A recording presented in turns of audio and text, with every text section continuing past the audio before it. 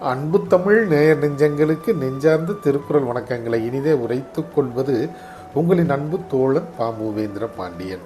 இன்றைய பொழுதில் நாம் நாளொரு திருக்குறள் வரிசையில் பொருட்பாலில் 86வது அதிகாரமாக உள்ள இகழ் என்ற அதிகார தலைப்பின் கீழ் அமையப்பெற்ற 852வது திருக்குறளை பற்றி அறிந்து சிந்தித்து செயலாற்ற காத்திருக்கின்றோம். இகழ் என்பதற்கு மாறுபாட்டை நீக்குதல், அதாவது பகை உணர்வை நீக்குதல் என்ற பொருளில் இந்த தலைப்பு அமைய பெற்றுள்ளது. இப்பொழுது நாம் 852வது திருக்குறளுக்கு செல்வோம். பகல் கருதி பற்றா செய்யினும் இகல் கருதி இன்னா செய்யாமை தலை.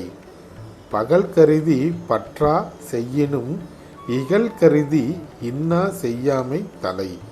இத்திருக்குறளுக்கான பொருள் என்னவென்பதை இப்போது நாம் காண்போம்.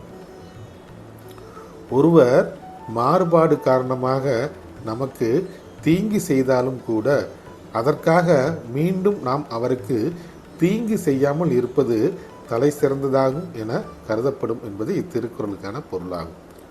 மீண்டும் பொருள்: ஒருவர் மாறுபாடு காரணமாக, அதாவது பகை உணர்வு காரணமாக நமக்கு தீங்கு செய்தாலும் கூட அதற்காக மீண்டும் நாம் அவருக்கு தீங்கு செய்யாமல் இருப்பது தலை சிறந்ததாக கருதப்படும் என்பது இத்திருக்குறளுக்கான பொருளாகும். ஆம் தோழர்களே, நாமும் நண்பர்களோடு பகை உணர்வு இன்றி நற்பண்பையை பாராட்டுவோம். நன்றி, வணக்கம்.